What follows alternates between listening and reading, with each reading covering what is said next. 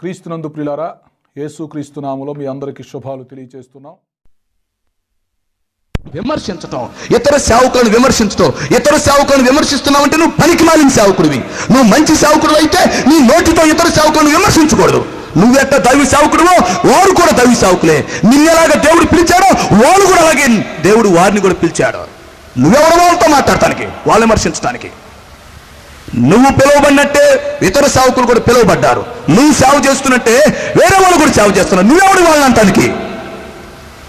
మీరెవరు గుర్తుంచుకోండి ప్రియులారా, నేను చెప్తున్నాను, ఏ సేవకుడని ఇతర సేవకులను విమర్శించాడంటే అతనిలో దురాత్మ ఉంది అని మీరు గుర్తుపట్టండి. నేను మీకు చెప్తున్నాను కొండ గుర్తు.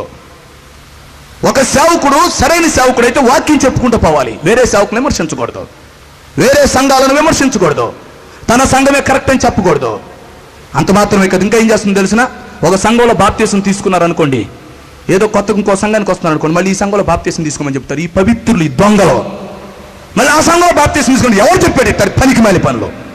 అవతల సంఘంలో అతడు బాప్తీసం తీసుకున్నాడు, ఆ బాప్తీసం చెల్లదు, మళ్ళీ ఇక్కడ కొత్తగా బాప్తీసం ఇవ్వాలా? అవతల సంఘంలో బాప్తీసం తీసుకున్నవాడికి మళ్ళీ ఇక్కడ బల్ల ఇవ్వడం ఎవరు చెప్పాడు? ఇవన్నీ నువ్వేమైనా పరలోకం నుంచి దిగొచ్చావా? నువ్వు ఒక పెద్ద దొంగవే. దేశాన్ని నాశనం చేయగాకండి, దేవుణ్ణి దుఃఖపరచగాకండి. ఇలాంటి బోధలు మీరు వింటున్నారు కదా, ఇవన్నీ సంఘాల్లో కనపడుతున్నాయి కదా. అయితే నేను చెప్తాను చూడండి, ఇప్పుడు తప్ప ఇంతకు ముందు ఎన్నడూ ఇలాంటి బోధలు లేవు. మిషనరీల కాలంలో కానీ ఆది అపోస్తుల కాలంలో ఇలాంటి పరిస్థితి లేదు. ఇప్పుడు ఎందుకు వచ్చిందంటే ఈ పరిస్థితి, ఇవి అంచె దినాలు గనక, సంఘంలో సేవకుల్లో యెజబెలు దూరింది గనక, దురాత్మ దూరినప్పుడు ఇలాంటి పనులు చేస్తుంది. మళ్ళీ బాప్తీసం తీసుకో, ఎన్నిసార్లు బాప్తీసం ఇస్తావు? ఎక్కడ నీకు బల్ల ఇవ్వను, నువ్వు అక్కడ బాప్తీసం తీసుకున్నావు కనుక ఇక్కడ నీకు బల్ల ఇదు. ఏందో ఈ బల్ల తీసుకున్న అందరూ పవిత్రులు అయినట్టు, వాళ్ళు పాపులు అయినట్టు. ఇవంతా గర్విష్ఠులు చేసే పనులు, ఇవి పనికి మాలినోడు చేసే పనులు. నువ్వు పరిశుద్ధాత్మతో నింపబడి ఉంటే ఎదుటి విశ్వాసిని గౌరవిస్తావు, ఎదుటి సేవకుడిని గౌరవిస్తావు, ఎదుటి సంఘాన్ని గౌరవిస్తావు.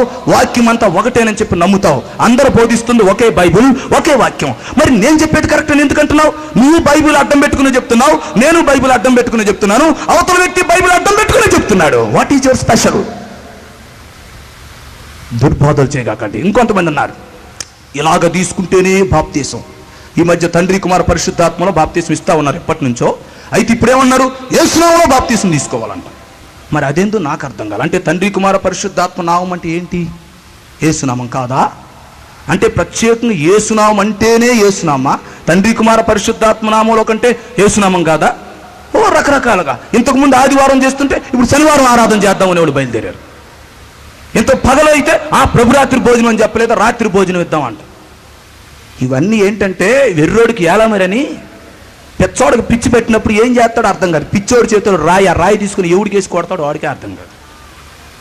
లేనిపోయిన దుర్బోధలు చేసి సంఘాన్ని పాడు చేయగాకండి ప్రియ నేస్తమా. ఇక్కడ నిలబడి దైవావేశంతో మాట్లాడుతున్నాను. నేను ఎవరిని విమర్శించలేదు. విమర్శించడం అంటే నాకు అసహ్యం. నేను ఎవరిని విమర్శించను, అది నాకు ఇష్టం లేదు. అయితే ఇవన్నీ నేను ఎందుకు చెప్పాల్సి వస్తుందంటే, నా ప్రియమైన ప్రజలు నష్టపోకూడదు, నా ప్రియమైన ప్రజలు ఎడవబడకూడదు. అందువల్ల నా ప్రియమైన ప్రజల క్షేమం కోసం నేను చెప్తున్నాను కానీ ఒక వ్యక్తి నేను విమర్శించి కాదు. ఎవరైనా నేను విమర్శిస్తున్నాను అనుకుంటే నువ్వు అపార్థం చేసుకుంటున్నావు, గుర్తుంచుకో. విమర్శించాల్సిన అవసరం నాకు లేదు. విమర్శించడానికి ఇక్కడ నేను నిలబడలేదు. ప్రజలను ప్రేమించడానికి ఇక్కడ నిలబడ్డాను, ప్రజలను రక్షించడానికి ఇక్కడ నిలబడ్డాను, ప్రజలను ఎత్తబడే సంఘంలోకి చేర్చడానికి ఇక్కడ నిలబడ్డాను. అంతేగాని మిమ్మల్ని విమర్శిస్తే నాకేం వచ్చింది? కనుక ఇక్కడ ఏం రాయబడిందంటే, ప్రకటన గ్రంథం 2వ అధ్యాయం 20వ వచనంలో, యెజబెలు స్త్రీని నీలో ఉండనిచ్చుచున్నావు. అదేం చేస్తుంది? నా సంఘాన్ని పాడు చేస్తుంది. అది ఆ యెజబెలు స్త్రీని ఉండనివ్వటం వల్ల నా సంఘం పాడైపోతుంది. ఏమిటా యెజబెలు స్త్రీ? దురాత్మ. దురాత్మ సంఘంలో పనిచేస్తుంది, దాన్ని గుర్తుపట్టట్లేదు. మీకు సంగతి తెలిసినా, ఇప్పుడు సభల్లో ఎట్టున్నాయంటే అద్భుతాలు చేస్తాము, స్వస్థతలు చేస్తాము, సూచక్రియలు చేస్తామని చెప్పి ప్రజలు మాయ మాటలు చెప్పి ఇట్టాడి పనులు చేస్తున్నారు కానీ మారు మనసు గురించి చెప్పట్లేదు. అది తప్పు కదా. ప్రజలకు చెప్పాల్సింది స్వస్థత గురించి చెప్పాలా, రక్షణ గురించి చెప్పాలా? అయితే వీళ్ళందరూ, ఈ పెద్ద మనుషులందరూ ఎందుకు స్వస్థతల్లోకి దిగారు అంటే, స్వస్థతలు లేవా? ఉన్నాయి. నేను కూడా స్వస్థతలు చేస్తాను. స్వస్థతలు ఉన్నాయి. నా దగ్గర స్వస్థతలు పొందిన వాళ్ళు 100 మంది ఉన్నారు. తీసుకొచ్చి ఇక్కడ చెప్పమంటారా? అయితే నేను డబ్బా కొట్టుకోను. ఈ మధ్య డబ్బాలు కొట్టుకునే ఎక్కువైపోయారు. నేను ప్రార్థన చేస్తే స్వస్థతలు జరిగిన వాళ్ళు చాలా మంది ఉన్నారు. మీకు తీసుకొచ్చి ఇక్కడ సాక్ష్యం చెప్పించగలను. స్వస్థతలు ఉన్నాయి, స్వస్థతలు జరుగుతాయి. అయితే దుర్బాధలో ఏం జరుగుతుందంటే, స్వస్థతలను ప్రక్కన పెట్టి మారు మనసును ప్రక్కన పెట్టి స్వస్థతల గురించి చెప్తున్నారు. వాళ్ళు మారు మనసు పొందాలని చెప్పట్లేదు, పాపాలు ఒప్పుకోవాలని చెప్పట్లేదు, పాపాన్ని ఖండించడం లేదు. నిన్ను దేవుడు ఆశీర్వదిస్తాడు, నీ కుటుంబాన్ని దీవిస్తాడు, దేవుడు నిన్ను స్వస్థపరుస్తాడు అని చెప్పి వారిని మోసం చేస్తున్నారు. ప్రవక్తలు చెప్పినట్లుగా సమాధానం లేకపోయినా కూడా సమాధానం అనుచు నా ప్రజలను మోసం చేస్తున్నారు. వారి గాయాలను కడక్కుండానే కట్లేస్తున్నారు. ప్రియ స్నేహితులారా, ట్రీట్మెంట్ 2 రకాలుగా ఉండిద్ది. మీకు తెలిసిన డాక్టర్స్ 2 రకాలుగా ట్రీట్మెంట్ ఇస్తారు. ఒక గాయం తగిలింది అనుకోండి, ఒక వ్యక్తికి గాయాన్ని 2 పద్ధతుల్లో ట్రీట్మెంట్ చేయొచ్చు. ఒక పద్ధతి ఏంటంటే శుభ్రంగా గాయాన్ని కడిగి మందేసి కట్టుకట్టే పద్ధతి ఒకటి.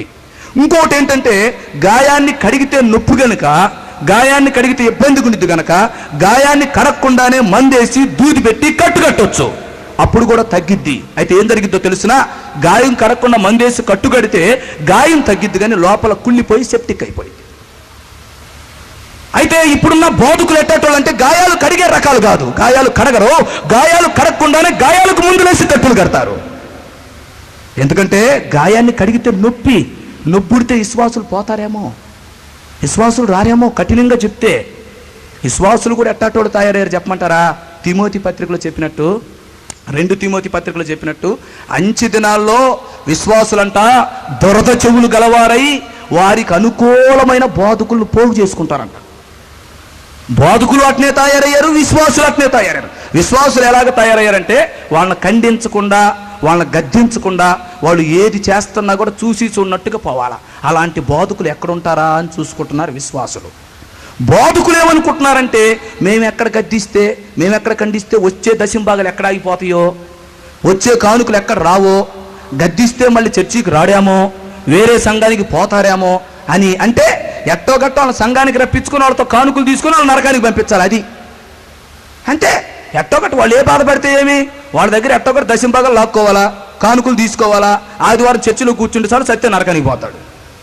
దైవ సేవకులారా జాగ్రత్త, విశ్వాసులారా జాగ్రత్త. ఎలాంటి సేవకుని వెంబడిస్తున్నారు మీరు? ఎలాంటి సంఘాలకు వెళ్తున్నారు? గద్దించే సేవకుడి దగ్గరికి వెళ్ళండి. గద్దించే సేవకుడే మంచోడు. ఎవరైతే మిమ్మల్ని గద్దించి, ఎవరైతే మిమ్మల్ని తిడతాడో, ఎవరైతే మీ మీద కోపగించుకుంటాడో అలాంటి సేవకుడు మంచోడు.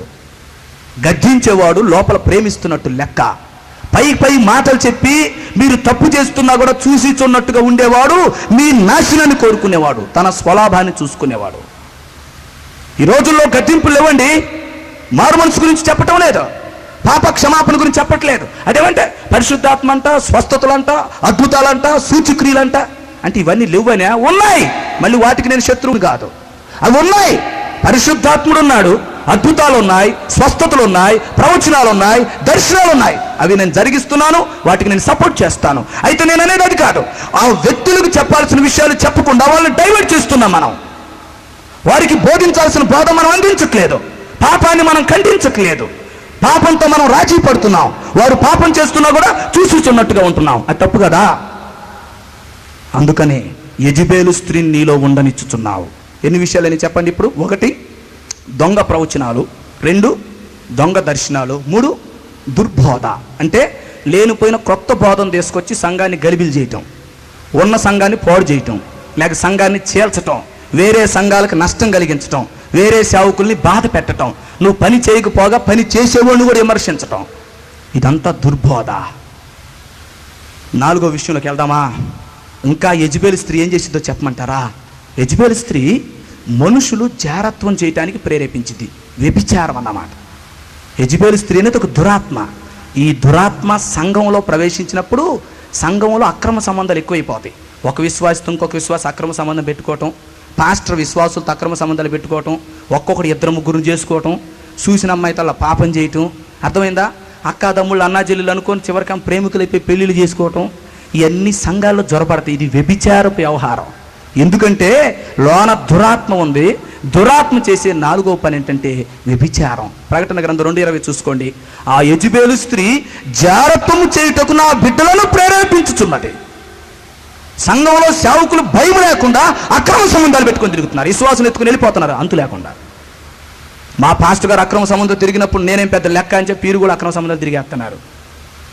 సహోదరులు సహోదరీలట. మరి అదేమో ఈ సహోదరులు సహోదరులు ఏమైపోయారంటే చివరికి ప్రేమికులైపోతున్నారు. సంఘాల్లో వ్యభిచారం ఎక్కువైపోతా ఉంది. కొరింథీ సంఘంలో కూడా వ్యభిచారం వచ్చింది. మీకు తెలిసిన కొరింథీలకు రాసిన మొదటి పత్రిక 5వ అధ్యాయంలో ఒకడట పినతల్లితో వ్యవహారం పెట్టుకున్నాడంట. చిన్నమ్మ ఇద్దంట, చిన్నమ్మతో అక్రమ సంబంధం పెట్టుకున్నాడట. పౌలు అంటాడు, అట్టి వాడిని సంఘంలోంచి వెలివేయండి. వాడు మారు మనసు పొంది పశ్చాత్తాపడితే మళ్ళీ క్షమించి సంఘంలో చేర్చుకోండి. ప్రియులారా, వ్యభిచారపు ఆత్మ ఈ రోజుల్లో వ్యభిచారం ఎక్కువైపోయింది. ఎందుకంటే ఇది మన తప్పు కాదు, దురాత్మ ఉంది అని అర్థం. దురాత్మ ఏం చేస్తాడంటే వ్యభిచారం చూపిస్తుంటాడు అన్నమాట.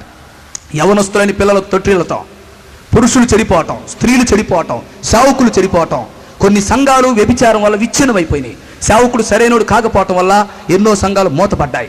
విశ్వాసులు సరిగా లేకపోవటం వల్ల సంఘాల్లో ఉద్యమం తగ్గిపోయింది. మన సంఘాల్లో పాపం జరగకుండా జాగ్రత్తగా చూసుకోవాలి. అందుకే యేసుక్రీస్తు వారు అన్నాడు, వ్యభిచారులకు ఈ తరం వారితో నేను ఏమని చెప్పాలి? వ్యభిచారులకు ఈ తరం వారిని నేను దేంతో పోల్చాలి అన్నాడు యేసు ప్రభువు. కళ్ళు చెడ్డవైపోయినాయి, మనసు చెడ్డదైపోయింది, తలంపులు చెడ్డవైపోయినాయి. ఒక పరస్త్రీని చూడగానే చెడు ఆలోచనలో, ఒక పరపురుషుని చూడగానే చెడు ఆలోచనలో, కింద పైన వాక్యం చెప్పడం, కిందకు వచ్చి పాపం చేయటం. దుర్మార్గ పనులు సంఘంలో జరిగించకాకండి. సంఘం ఎత్తబడే రోజులు దగ్గరికి వచ్చాయి. సంఘం ఎత్తబడవలసిన సమయంలో సంఘాన్ని పరిశుద్ధపరచవలసిన దానికి బదులు, సంఘంలో ఉద్యోగం తేవలసిన దానికి బదులు సంఘాన్ని వ్యభిచారంతో నింపేస్తారా? మీరు సంఘాన్ని అక్రమ సంబంధాలతో నింపేస్తారా? ఉన్న భార్య భర్త చాలుడా? జాగ్రత్త. నేను ఒక ఊరు సువార్త ప్రకటించడానికి వెళ్తాను. చాలా కష్టపడి మేము వెళ్ళాము. ఆ గ్రామంలో ఉన్న పెద్దలు అన్నారు, ఇక్కడ మీరు సువార్త చెప్పగానే మిమ్మల్ని తంతారన్నారు. ఓరు ఇదేంట్రా మాకు అర్థం కాదా. చెప్పారు, ఇంతకుముందు ఒక అతని సువార్త ప్రకటిస్తానని చెప్పి ఒక స్త్రీతో పాపం చేశాడు, అతన్ని చెట్టు కట్టేసి తన్నారు. అప్పటి నుంచి సువార్త ప్రకటించే వాళ్ళు ఊర్లోకి వస్తే ఊరుకోరు అన్నాడు. ఎంత అవమానం! దేవుని నామానికి అవమానం తెస్తారా? సంఘానికి చెడ్డ పేరు తెస్తారా? నీ చూపులు ఎందుకు నువ్వు మార్చుకోకూడదు? నీ మనసు ఎందుకు మార్చుకోకూడదు? నీ భార్యతో సంతోషించు, నీ భర్తతో సంతోషించు. సేవకుడా జాగ్రత్తగా బ్రతుకు. విశ్వాసులారా, యవనస్తులారా జాగ్రత్తగా బ్రతకండి. రక్షించబడ్డామని చెప్పుకొని బాప్తీసం తీసుకొని పాటలు పాడుతూ కూడా సంఘాల్లో పెద్ద పెద్ద పాత్రలు నిర్వర్తిస్తూ కూడా అక్రమంగా తిరుగుతున్న ఓ సింగరే పాఠకులు, మళ్ళీ గాయకులు, మళ్ళీ ఏమన్నో సంఘాల్లో పెద్దలు, సంఘాల్లో సేవకులు. జీవితం అంతా భ్రష్టు పట్టిపోయింది. చాలా జాగ్రత్త. తీతు పత్రిక 1:16 ఏముందో మీకు తెలుసా? తీతు పత్రిక 1:16 ఏముందంటే, వారు దేవుణ్ణి ఎరుగుదుమని చెప్పుకుందరు కానీ, అంటే నోటి మాటలతో దేవుణ్ణి ఎరుగుదుమని చెప్పుకుందరు, వారు అసహ్యులను, అవిధేయులను, ప్రతి సత్కార్య విషయంలో భ్రష్టులై ఉండి తమ క్రియల వలన ఆయనను ఎరగమన్నట్లుగా ఉన్నారు అని చెప్పాడు పౌలు. తీతు పత్రిక 1:16. వారు దేవుణ్ణి ఎరుగుదుమని చెప్పుకుందరు, అయితే వారు అసహ్యులు, ఔధేయులు, ప్రతి సత్కార్య విషయంలో భ్రష్టులైపోయారట. వారి క్రియల వలన ఆయనను ఎరగమన్నట్లుగా ఉన్నారు. మాటలు చూస్తేనేమన్నా క్రైస్తవులు, మాటలు చూస్తే సేవకులు, మాటలు చూస్తే కోతలు దాటిపోతున్నాయి, క్రియలు చూస్తే శూన్యం. అంత అక్రమం, అంత పాప సంబంధమైన ఆలోచనలు. అయితే దీనికి కారణం ఏంటంటే, ఇవి అంచె దినాలు గనుక యెజబెలు స్త్రీ సంఘంలోకి వచ్చింది. యెజబెలు స్త్రీ అంటే స్త్రీ కాదు, దురాత్మ. ఆ దురాత్మ ఏం చేసిందంటే జారత్వం చేయటానికి ప్రేరేపించింది అన్నమాట. మనుషుల్లో కామకత్వాన్ని పుట్టించింది. అందుకే ఈ రోజుల్లో కామం ఎక్కువైపోయింది, జారత్వం ఎక్కువైపోయి ఏం చేస్తున్నారో అర్థం కావట్లా. ఒకరినొకరు నమ్మలేని పరిస్థితి, ఒకరి మీద ఒకరికి అనుమానాలు ఎక్కువైపోయాయి. మళ్ళీ చేసేదేమన్నా పూజ, చేసేదేమన్నా భక్తి, అనుమానాలు ఎక్కువైపోయాయి. అపవిత్రత ఎక్కువైపోయింది, శరీరాన్ని అపవిత్రపరుచుకుంటున్నారు. దీనివల్ల ఎయిడ్స్ వస్తున్నా కూడా జ్ఞానం కనపట్టలేదు. ఎయిడ్స్ వచ్చి ఒక్కొక్కరు ఎగిరెగిరి చనిపోతున్నారు, ఆవిష్కారాన్ని కోల్పోతున్నారు. అయినా కూడా పాపాన్ని విడిచిపెట్టలేకపోతున్నారు. మళ్ళీ ఎయిడ్స్ కలిగిన వాళ్ళ మీద జాలి చూపిస్తున్నారు. అయినా మంచిది, వారి మీద జాలి చూపిస్తాం, వారిని ప్రేమిస్తాం, క్షమించాలి. కానీ ఒకటి, ఆ ఎయిడ్స్ వ్యాధి ఒక శిక్షగా వచ్చినప్పుడు దాన్ని బట్టైనా గుర్తుపట్టాలి. ఎందుకు నా ఆవిష్కారాన్ని పోగొట్టుకోవాలి, ఎందుకు నేను మరణానికి గురి అవ్వాలని, ఎందుకు దేవుని నామానికి దోషం తేవాలని అర్థం చేసుకోవాలి పిల్లరా. కాబట్టి ఇక్కడ గమనించండి. 4వది, యెజబెలు స్త్రీ ఏం చేస్తుందంటే సంఘంలో జారత్వాన్ని ప్రేరేపిస్తూ ఉంది. సంఘంలో కుటుంబాలను పాడు చేస్తుంది. భార్యాభర్తల మధ్య గొడవలు, భార్యాభర్త ఇడిపోయి సిరాకులతో అక్రమ సంబంధాలు పెట్టుకోవటాలు, లేక ఇడాకులు గొడవలు, కోర్టు కేసులు. సంఘాల్లో నెమ్మది లేదు, కుటుంబాల్లో నెమ్మది లేదు, భార్యాభర్తల మధ్య నెమ్మది లేదు, ఒకరినొకరు నమ్మటం లేదు. మరి వీళ్ళందరికీ వాక్యం తెలుసు. ఏం జరిగిందంటే యెజబెలు వచ్చింది. అందుకని ఇప్పుడు ఏమంటాడంటే, నీవు యెజబెలు స్త్రీని ఉన్నెత్తుతున్నావు, ఆ యెజబెలు స్త్రీని బయటికి పంపించేశాయి. ఇంకా యెజబెలు స్త్రీ ఏం చేసిందో చెప్పమంటారా? అక్కడే ఉంది. 5వది, యెజబెలు స్త్రీ ఏం చేసిందంటే విగ్రహారాధన ప్రేరేపించింది అన్నమాట. విగ్రహారాధన, ఎందుకంటే అది సైతానికి సంబంధించిన దురాత్మ గనక విగ్రహారాధన ప్రేరేపించటం. మెల్లో సిలువు కట్టుకొని తిరగటం, ఫోటోలకు దండాలు పెట్టడం, విగ్రహాలకు నమస్కారం చేయటం, విగ్రహాలకు అర్పించిన వాటిని తినటం. కొంతమంది ఉంటారు తిండిపోతులు, విగ్రహాలకు అర్పించిన వాటిని తినకూడదంటే ప్రార్థన చేసుకొని తింటే అంతా పవిత్రమైపోయిద్ది. ఏం తినకపోతే నీ సొమ్మేం పోయిందో? ప్రార్థన చేసుకొని తింటే అంతా పవిత్రమైపోయిద్దంట. అదే ఇక్కడ రాయబడింది, విగ్రహములకు అర్పించిన వాటిని తినుటకు నా ప్రజలను అది బలవంతం పెట్టుచున్నది. విగ్రహాలకు అర్పించిన వాటిని తినొచ్చు, ఏం పర్వాలేదు అనుకుంటున్నారు. విగ్రహాల జోలికి వెళ్ళకూడదు. విగ్రహారాధన నిషేధం. విగ్రహాలకు అర్పించిన పలహారం మనం తినకూడదు. ఆ స్థలాలకు మనం వెళ్ళకూడదు. వెళ్ళామంటే మన ఇంట్లోకి మనం చీకటి శక్తులు తెచ్చుకుంటాం. గుర్తుంచుకోండి. పెళ్ళిళ్ళప్పుడు కానీ చావులప్పుడు కానీ విగ్రహారాధన చేసేవారి గృహాల్లోకి మీరు వెళ్ళారంటే మీరు వస్తూ మీ వెంట చీకటి శక్తులు తెచ్చుకుంటారు.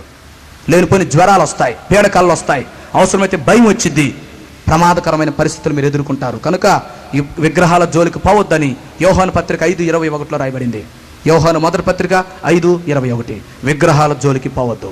యెజబెల్ ఏం చేసిందో తెలిసిన, ఇశ్రాయేలీలందరినీ నాశనం చేసి ఇశ్రాయేలీలని విగ్రహారాధన చేయుటకు ప్రేరేపించింది. ఇశ్రాయేలు ప్రజలను విగ్రహారాకురుగాల్సింది యెజబెలు. బయలుదేవతను పూజించేటట్టుగా చేసింది యెజబెలు. నేడు సంఘాల్లో కూడా విగ్రహారాధన ఎక్కువైపోయింది. రకరకాల విగ్రహాలు. ఒక రకంగా విగ్రహారాధన చేయకపోయిన ఇంకో రకంగా తెలిసిన, మనుషుల్ని దేవుళ్ళుగా పూజిస్తున్నారు సంఘాల్లో. అది తప్పు. మన నాయకులు ఉండొచ్చు, మన తల్లులు ఉండొచ్చు, మన తండ్రులు ఉండొచ్చు, వారిని మనం దేవుళ్ళుగా దేవతలుగా పూజించకూడదు. వాళ్ళ కాళ్ళు పట్టుకోవటాలు, వాళ్ళ కాళ్ళు నీళ్లు పెట్టి కడగటాలు, లేకపోతే వాళ్ళకి దండం పెడతాలు. మనుషుల్ని దేవుళ్ళుగా కొలవగాకండి.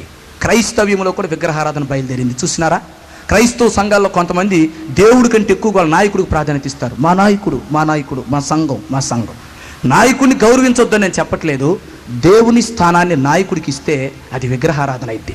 దేవుడు దేవుడే, నాయకుడే. అది గుర్తుంచుకో. నాయకుడికి లోబడు, మళ్ళీ లోబడరు. మళ్ళీ నాయకుడికి లోబడు, నాయకుడిని గౌరవించు. అంతేగాని నాయకుడు దేవుడు కాదు. సంఘాల్లో నాయకులను దేవుళ్ళుగా చేస్తే అది విగ్రహారాధన అయింది. విగ్రహాలకు అర్పించిన వాటిని తినకూడదు. విగ్రహాలకు అర్పించిన మాంసాన్ని మనం తినకూడదు. గొంతు పిచ్చికి చంపిన దాన్ని తినకూడదు. రక్తము చిందించకుండా తినకూడదు. ఇదంతా అపవిత్రత. ఏదైనా ఒక మాంసాన్ని మనం తినేటప్పుడు దాన్ని రక్తము చిందించి తినాలి. దాన్ని రక్తం చిందించకుండా మనం తింటే దాని రక్తం విషయంలో మనం అపరాధులం అవుతాం. గుర్తుంచుకోండి. కాబట్టి ఈ యెజబెలు స్త్రీ ఏం చేసిద్దంటే, 5వది విగ్రహారాధన ప్రేరేపించటం. సంఘాల విగ్రహాలు ఏమి లేవు. ఏదో ఒక ఫోటోలకు దండాలు పెట్టిటమో, నాయకులను పూజించేటట్టుగా చేయటమో, విగ్రహాలకు అర్పించిన వాటిని తినటమో, అట్లాగా విశ్వాసులను ప్రేరేపించి విశ్వాసులను అపవిత్రతలోనికి దించుతుంది ఈ దురాత్మ. అందువల్ల విశ్వాసులు ఎట్టి పరిస్థితుల్లో కూడా ఎలాంటి విగ్రహారాధనతో రాజీ పడకూడదు.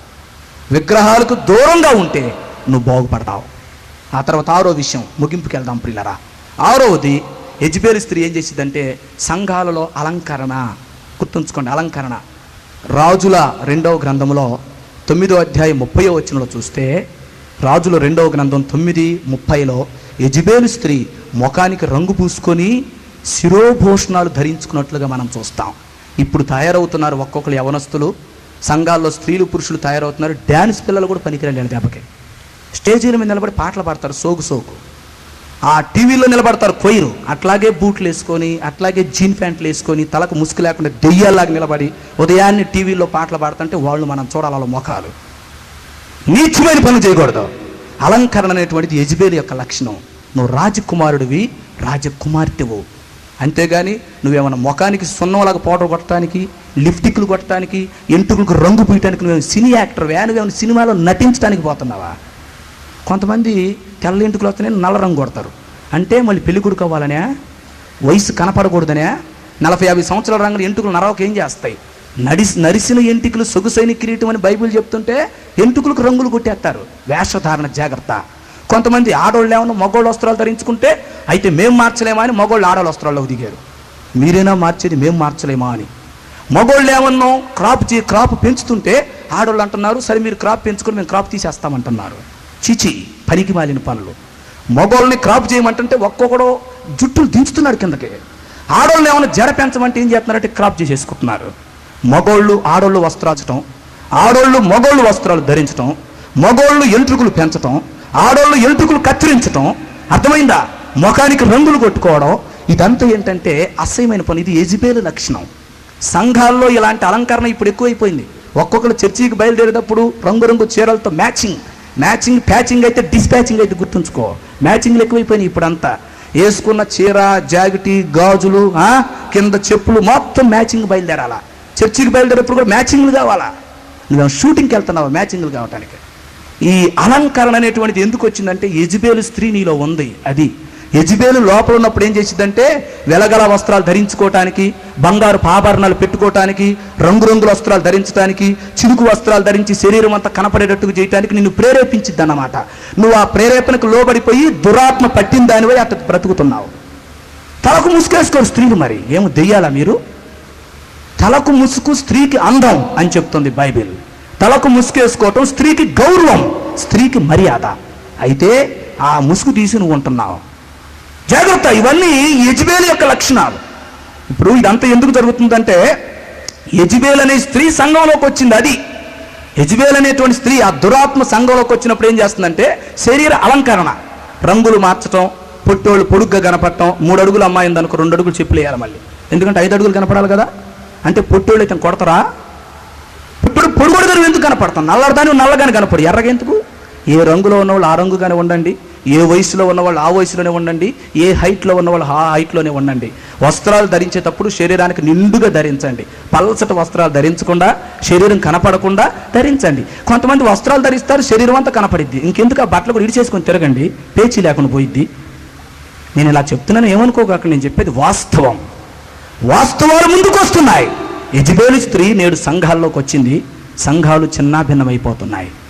ప్రియమైన స్నేహితులారా, యెజబెలు స్త్రీని యెహూ అనేటువంటి రాజు చంపటానికి వచ్చాడు. వచ్చేసరికి ఎలాగో తెలిసినా ముఖానికి రంగు కొట్టుకొని, రంగు పూసుకొని, అంటే లిప్టిక్, మీ భాషలో చెప్పాలంటే చక్కగా లిప్టిక్ కొట్టి శిరోభూషణాలు ధరించిందంట. దాన్ని కిందకి నెట్టండి రా అన్నాడు రాజు. నెట్టి పైన డాబా మీద నుంచి నెడితే ముక్కలు ముక్కలుగా పడి చచ్చింది. యెజబెలు స్త్రీ. నేడు సంఘాల్లో కూడా ఈ శరీర అలంకరణ ఎక్కువైపోయింది. ఆత్మీయంగా నిన్ను అలంకరించుకో. స్త్రీలైనా సరే, పురుషులైనా సరే, యవనస్తులైనా సరే.